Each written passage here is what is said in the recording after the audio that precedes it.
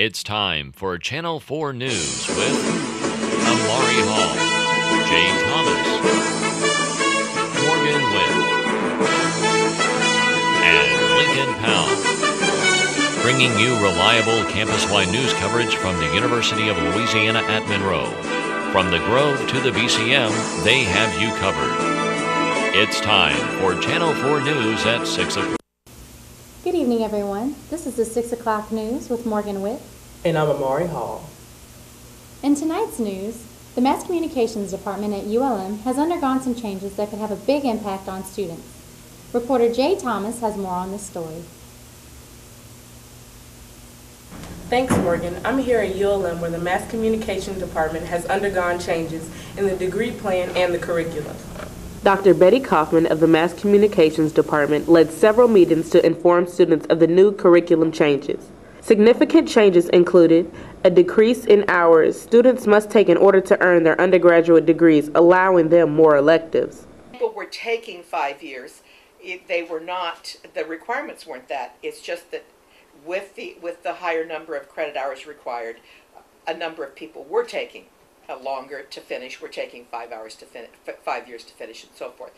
According to Kaufman, although the changes benefit students eager to graduate, she wishes there were more time to prepare them for this competitive career field. I'm not terribly happy about the reduction in hours in the major. I feel like we used to have required electives in Mass Comm. You were required to take some Mass Comm electives. We're not able to require that anymore. So if somebody who wanted to could, 30 hours for a major is not that. I mean, it's a huge field. It's technologically sophisticated. We can't give you a lot in 30 hours, credit hours. And so I regret the loss of hours in the major. I'm not sure that that's a good thing. Although things have changed at Stubbs Hall, every student's journey towards their degree will still follow a path to success. This is Jade Thomas reporting for JSYK News, Channel 4. Many have begun to wonder if student athletes have been justly compensated for their time on the field. Sports reporter Lincoln Powell has more. I'm here in the Student Success Center where student athletes spend the majority of their time studying when they're not practicing. With class and academics, student athletes have little or no time to dedicate to working. Some feel that student athletes should be compensated with a monthly stipend to help with living expenses. I think being a student athlete is a job, and everybody who's employed, every employee should get paid. Being a student athlete, our job is to represent the school, and that's the main reason why we should get paid, besides the scholarship that we get. I don't think the question is should athletes get paid. I think it's how much college athletes should get paid. Between school and athletics, it's a full-time job, but we're not getting paid for it. While a lot of people think that we're on scholarships, it's not always a full scholarship for every player. And players like me, I only have a book scholarship, which is $400 a semester, and my tuition is pushing $6,000 a semester. Yeah, a lot of people are on scholarships, but all the different sports, most of the time it's not a full scholarship. A lot of times it's not even a half scholarship. So it really leaves no time for you to go out and work, make ends meet to pay for food, to pay for electricity, cable bills. They cover your books, maybe some of your tuition, maybe a little bit of housing, but it's really not enough to cover all the costs that goes with being a college student.